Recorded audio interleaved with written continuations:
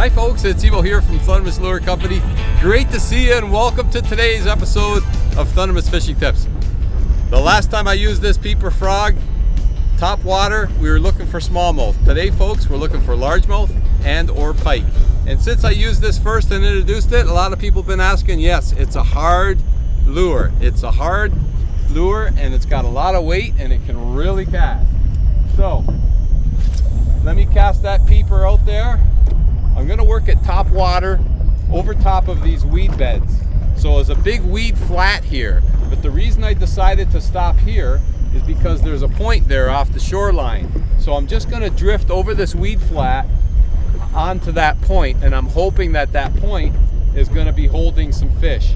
And I'm going to work the Peeper, I'm going to work it back, and I'm going to pause it periodically. Work it, pause it. And I'm hoping with that realistic look and that nice creamy white belly that the bass are going to find it pretty enticing. Especially I like when it stops, the head kind of just pokes its nose down just a little bit, just enticing that bite. So that's what I'm going to do today. There might even be some pike around, I don't know. They will also take top water bait for sure. But that's what I'm going to do, folks. And the thing is, when you're fishing the weed beds, you always got to look for some sort of irregularity. So in this case, it's just one big massive flat.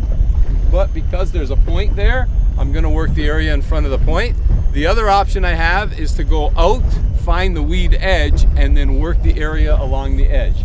Basically, you want to look for any irregularity in the weed bed, or in this case, it's along the shoreline.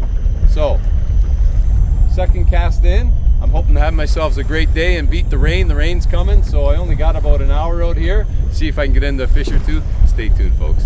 There's a hit. He just hammered it. It's not that big, but whatever it is, he just come up and nailed that Peeper Frog. So I'm making really long casts because I'm running braided line, so I can get away with longer casts, but of course, a fluorocarbon leader. And of course, I forgot the net. Oh boy, that's okay. Uh-oh, he's burying himself in the weeds now. Oh, here we go. Oh, he's got some shoulders to him all of a sudden. He's just waking up, or what do we got here, folks? Oh, it's a beautiful largemouth. Oh, baby. That's a nice largemouth, folks. Oh, I gotta get him in here now. I gotta get him in the boat. Where's my net? Oh boy, it's a nice largemouth. Oh yeah, he just come right up out of those weeds and nailed that frog. Oh, folks. There we go. Mr. Bucketmouth right there. That is a beauty. Yes. For the first largemouth on the new Peeper Frog, it is a beaut. And it's just hooked inside the mouth. You know what that deserves? That deserves a photo for Facebook and Instagram right there, folks. Let me grab a quick photo and we're gonna get this guy released right back in the water again. But look at that, that's a dandy. Oh my, I'm a happy guy right now, folks. That is a beautiful, beautiful bucket mouth. And look at the size of that mouth right there. That big mouth and that little frog is like candy for these fish. Okay, let's get him right back in the water again. See you later, Mr. Largie. Wow, that was just a beauty. Now he hit on the pause. I'm going to see if I can show you. I'm going to drop the frog in the water. See if you could see. I'm not sure if you could tell. Take a look. See if you could see his head just kind of bobbing in the water there. Let me try it again. His head is just kind of poking in the water just a little bit, just enticing that bite. Okay, now that was super, super exciting to see that hit.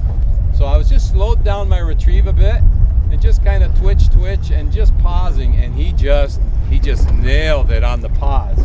That was super, super exciting.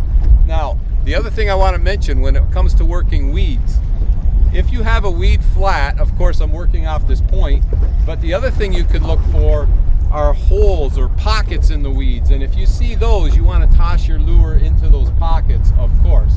The other thing that I like to look for when I'm fishing weeds are green weeds. Nice, green, healthy weed.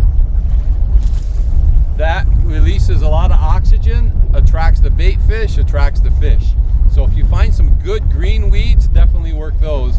And the other thing I'd like to mention that I really like to do, what I like to look for, if you have two different variety of weeds coming together, that's a transition point, and that's going to attract fish.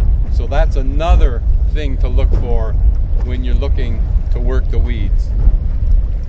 Okay, so I'm going to continue, folks. I've got maybe a half an hour before the thunder and lightning come. It looks really dark behind me, so unfortunately I'm going to have to make this trip a short one. But you know what, I was in the area, why not launch the boat and get a line wet?